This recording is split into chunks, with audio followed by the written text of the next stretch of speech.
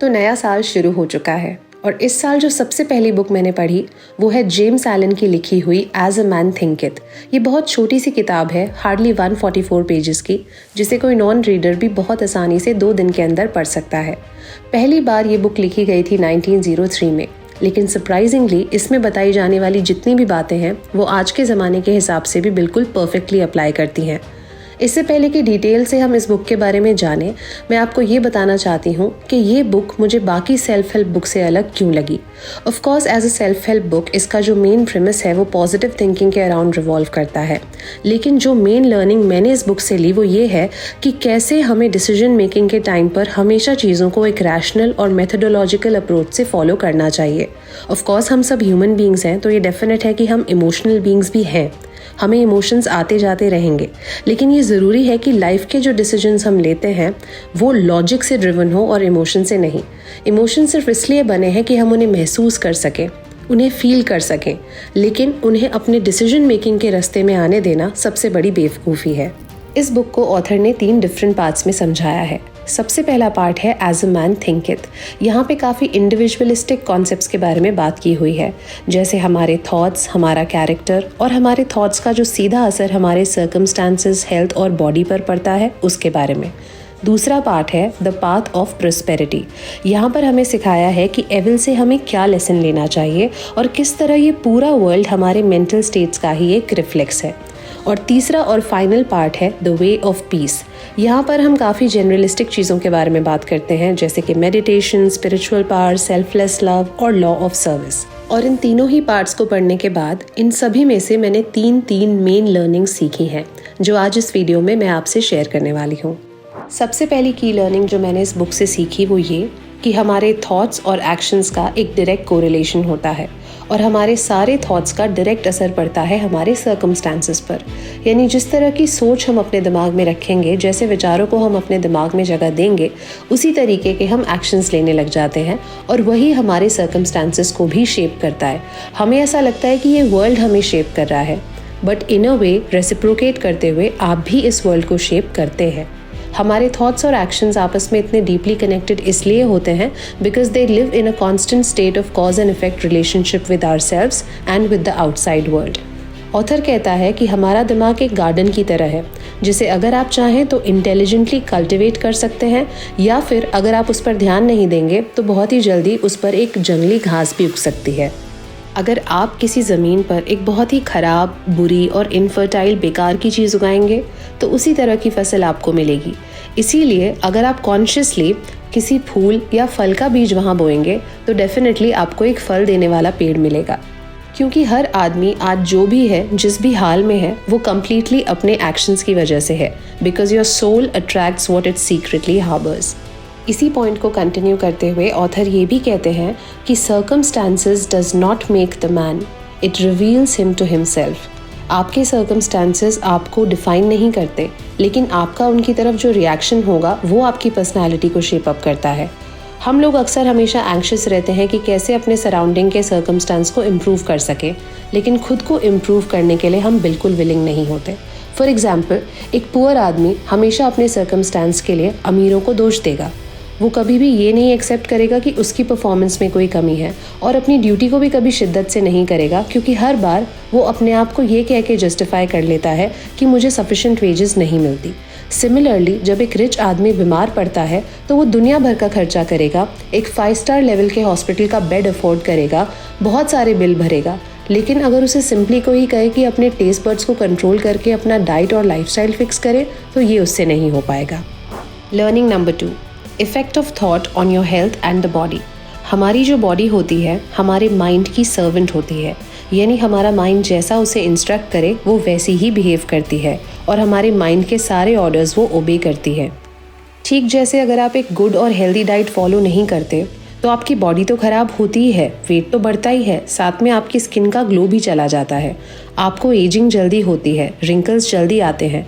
उसी तरह अगर आप अपने ब्रेन की डाइट भी ख़राब थॉट्स वाली रखेंगे, यानी उसे अच्छे थॉट्स नहीं देंगे, तो आपका ब्रेन भी कभी हेल्दीली फंक्शन नहीं कर सकता। जबकि ऑन दी अदर हैंड अगर आपका ब्रेन स्ट्रॉन्ग और हेल्दी फील करेगा तो वो ऑटोमेटिकली आपकी बॉडी को कमांड करेगा कि वो भी फिट और हेल्दी फील करे। Learning number 3 is the thought factor in achievement. आज की डेट में मैन जो भी अचीव कर पाया है या नहीं अचीव कर पाया, वो डायरेक्टली उसी के थॉट्स का एक नतीजा है। एक स्ट्रॉन्ग मैन चाहकर भी एक वीक आदमी की मदद नहीं कर सकता अगर वो वीक इंसान खुद ही विलिंग नहीं है अपनी हेल्प करने के लिए। फॉर एग्जाम्पल, ऑथर ने इसे समझाया है ऑप्रेसर और स्लेव का एग्जाम्पल देके। ऑप्रेसर और स्लेव हमेशा अपनी हालत के लिए एक दूसरे को ब्लेम करते हैं, लेकिन हकीकत यह है कि जाने अनजाने में वो दोनों ही एक म्यूचुअल कोऑपरेटिव सेटअप में कॉट अप रहते हैं। ऑप्रेसर स्लेव को इसलिए ऑप्रेस करता है क्योंकि वो जानता है कि बिना स्लेव को ऑप्रेस करे वो उससे मैक्सिमम आउटपुट नहीं निकलवा पाएगा। सिमिलरली, स्लेव इसलिए ऑप्रेसर से ऑप्रेस होता है बिकॉज वो अपनी वेजेस के लिए उस पर डिपेंडेंट है। अब बारी आती है सेकेंड चैप्टर की, which talks about the path of prosperity. यहाँ पर मैंने सबसे पहली जो चीज़ सीखी वो है lesson of evil. Unrest, pain, sorrow, tears, ये सब हमारी लाइफ में हमेशा कुछ ऐसे रहेंगे जैसे हमारी खुद की परछाई। जैसे हमारी परछाई हमसे कभी अलग नहीं हो सकती, उस तरह ये सब इमोशंस भी हमारी लाइफ से कभी अलग नहीं हो सकते। शायद ही इस दुनिया में कोई ऐसा इंसान होगा जो कभी रोया ना हो या जिसने कभी दुख तकलीफ ना देखी हो। तो इसीलिए ये उम्मीद करना कि हम कुछ भी करके अपने आप को इन चीज़ों से शील्ड कर सकते हैं, प्रोटेक्ट कर सकते हैं, इंश्योर कर सकते हैं, बेवकूफ़ी है। अगर आप कोई चीज़ें सिर्फ इसलिए ख़रीद रहे हैं या इंटॉक्सिनेशन कर रहे हैं, पार्टीज़ कर रहे हैं, बहुत सारी मटीरियलिस्टिक चीज़ें खरीद रहे हैं कुछ तरह ये सोचकर कि शायद हम कभी दुखी नहीं होंगे, तो आपको बहुत बड़ी गलतफहमी है। सच बात तो ये है कि जिस दिन आपकी लाइफ में बुरा वक्त आएगा, जब आपको कोई बीमारी हो जाए या जब आप बैंकरप्ट हो जाएं या आपकी लाइफ से कोई प्यार करने वाला चला जाए, तब ये सारी चीज़ें धरी की धरी ही रह जाती हैं। जब हम छोटे बच्चे होते हैं तो हम तरसते हैं कि हम जल्दी से बड़े कब होंगे, और जब हम बड़े हो जाते हैं तो हम अपना बचपन याद करके वापस बचपने में जाने के बारे में सोचते हैं। सच बात यह है कि जब कोई मुसीबत आती है तो हम अपने आप ही गिरते पड़ते उस मुसीबत से डील करना सीख जाते हैं। ऑथर ने यहाँ पर एक बच्चे और माँ का एग्जाम्पल दिया है कि कैसे जब एक छोटा सा बच्चा कॉन्स्टेंटली कैंडल से हर दिन खेलता था तो उसकी माँ उसे समझाती थी कि उसका हाथ जल सकता है और उसे प्रोटेक्ट करने की कोशिश करती थी, उसे वार्न करती थी, समझाती थी कि ये सही नहीं है और वो अपने हाथ को बचा कर रखे।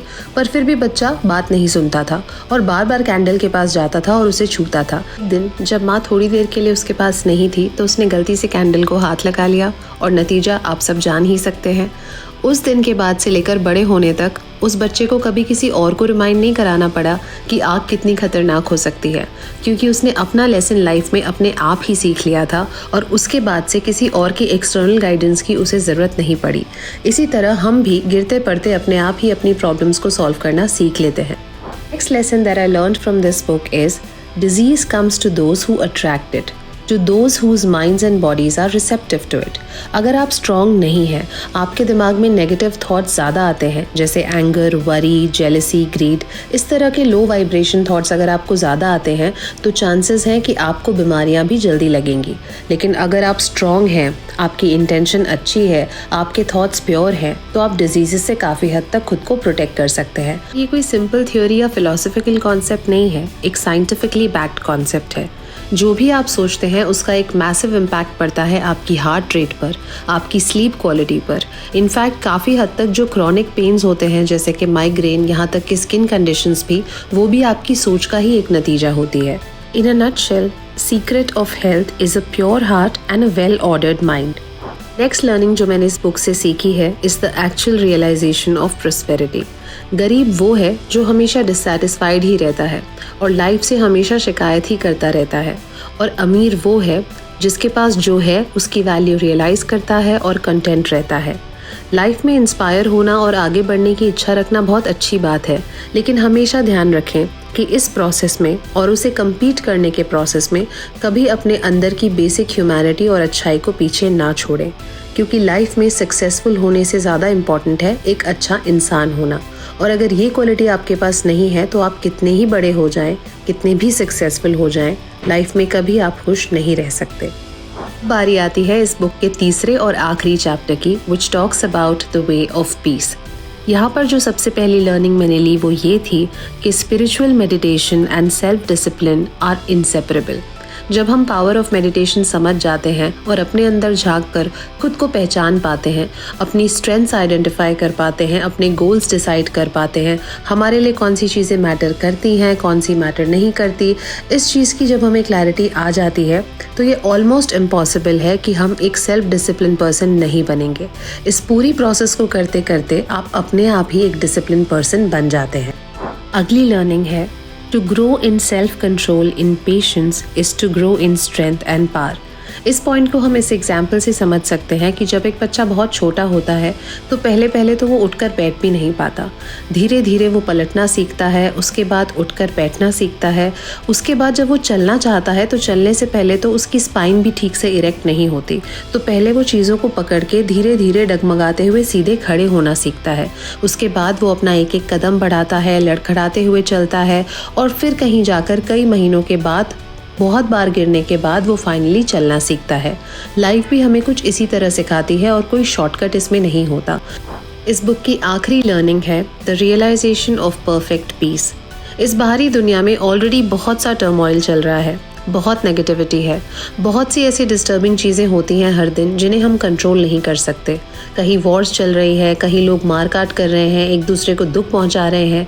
इन चीज़ों को हम कंट्रोल नहीं कर सकते, लेकिन हम अपने इनर वर्ल्ड में झांक के देख सकते हैं और अपने दिल और दिमाग की हार्मनी को फिक्स कर सकते हैं, जिससे एटलीस्ट हमें जीने की और खुश रहने की एक अच्छी वजह मिले। तो ये थी कुछ की लर्निंग्स जो मैंने इस बुक को पढ़कर उससे सीखी है। मुझे ये बुक काफ़ी हेल्पफुल लगी और मैं रेकमेंड करूँगी कि अगर आपके पास भी टाइम हो तो आप ये बुक ज़रूर पढ़ें। इसका लिंक मैं आपको इस वीडियो के डिस्क्रिप्शन में दे दूँगी, तो आप वहाँ से चेकआउट कर सकते हैं। आई होप आपने इस वीडियो से कुछ सीखा हो, और अगर आपको ये वीडियो अच्छी लगी तो प्लीज़ इस वीडियो को लाइक ज़रूर करें और चैनल को सब्सक्राइब ज़रूर करें। Thank you.